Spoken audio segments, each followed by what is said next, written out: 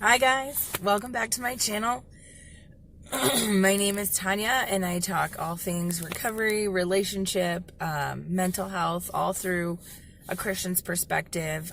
But I'm human and I fall. But I just wanted to jump on here for two reasons. One, I have 75 subscribers, and to me that's like mind-blowing. That's 75 people that have actively made a choice to hear what I have to say, and so thank you guys so much for that. That's really incredible. But two, recently I put on this thing on my car. It's like a boundary thing, and excuse me, I sound awful. But anyway, it's a boundary thing, so I can set a top speed on my car. And when I get close to, it's like bing, like pay attention to your speed, bing, like you're getting close. And then the final bing, obviously, is when I've reached top speed. And the reason I did this is your girl has a speeding issue. It's just, it is what it is. It's a problem. It's a problem.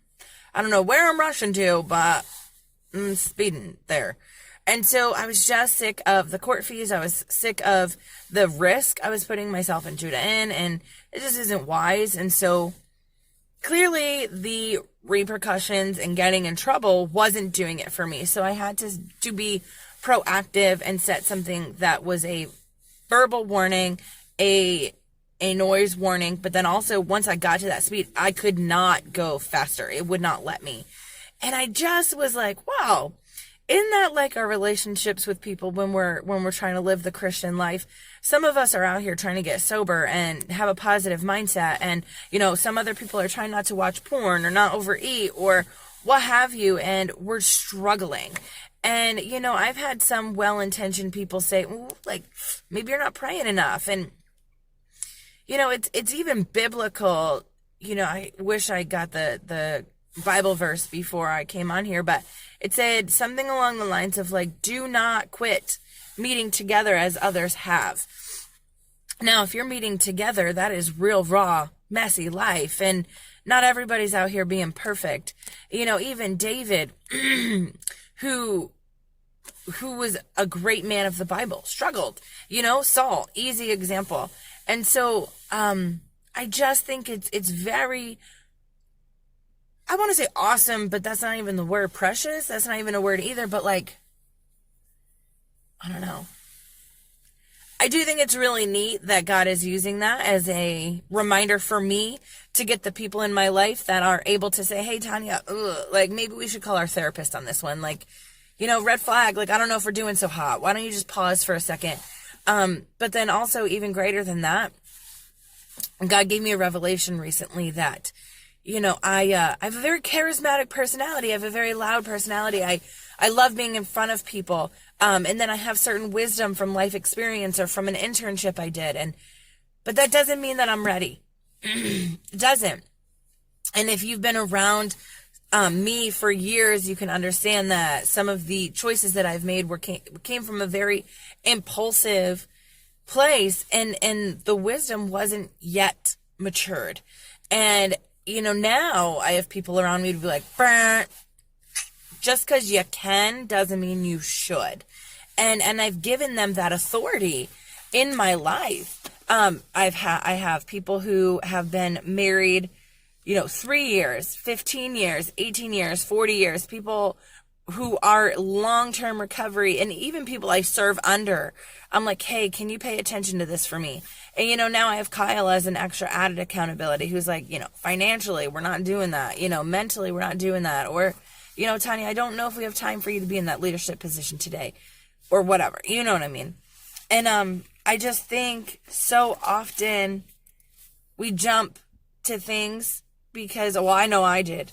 We jump to things because it's exciting. And, I have this very passionate and loving and excited personality. And, I just want to serve the Lord and I want to serve other people. And, I know that I can and I know that I'm capable, but it doesn't mean I'm ready, right? And so, my car can go to 100 miles an hour, but is that the wisest thing? I'm sorry, my hair is like mermaid hair, but it's also upstate New York rain hair. It's fine. You know, like, it doesn't mean that it's the safest thing. It doesn't mean it's the most rational thing, and it doesn't mean that I should.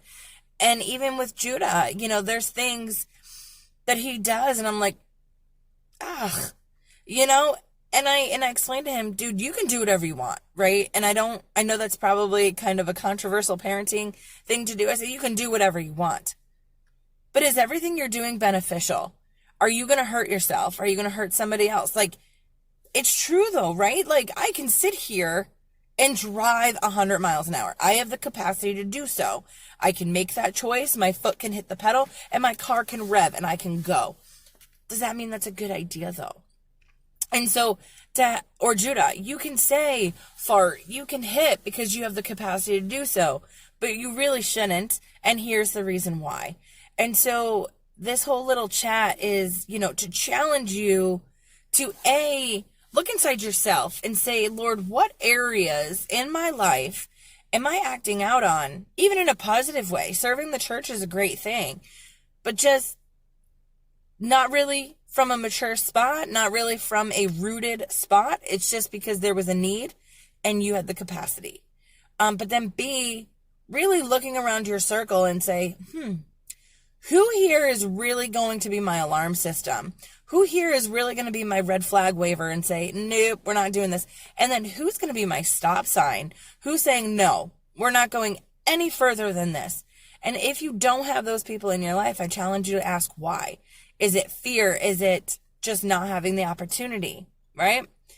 And where can we get those people? I've had to step out of places of leading ministry because that really wasn't the safest place for me, and there weren't people there that were being the stop sign or the flag waver for me. And so I've had to step other places, and it's been transformative for my mind, for my family, for my relationship with Christ. But yeah, and I know this has like been kind of a chatty, fast video, but another analogy I'd have to say is, I talk about these babies all the time. Carrots, right? We built carrots. We planted carrots recently. And my friend Lauren said, hey guys, like, I don't know if you know this, but you should probably put a fan on them because they don't really have anything to fight for. So if they may be growing really, really high on top, they may really look good, but they're not growing. And we ended up pulling them up because they were so long. Like, they were as long as my face. Nothing underneath. Absolutely nothing. Nothing. And so how often is that like our relationship with Christ or our relationships with others? On the outside, we may look like this elite Christian, if that's even a thing. And, you know, we're preaching the gospel and we're standing in front of people, and then we go home and like we're mean to our spouse, or we're short with our kids, or our finances are a mess because we really haven't even let that wisdom that we're preaching about mature in our own lives. And I know that's a tough one to swallow. I am currently still chewing on that myself. And it stinks, man. It's a rough one. And it's a tough pill to swallow when you're like, I've been acting out here all grown like I'm a 30-year-old woman, but in reality, I'm spiritually a 4-year-old little kid. But it's tender and it's beautiful and it's precious. God's not mad at you. Don't let perfectionism and legalism run you. Take a step back and really just be loved by the King of Kings today. So, if you're interested in my fast, chatty videos and you want to hear my perspective, make sure to hit the subscribe. The reason I do that is Judah loves it and he watches it over and over when I do that. So, but yeah, let's connect. I post my email down below.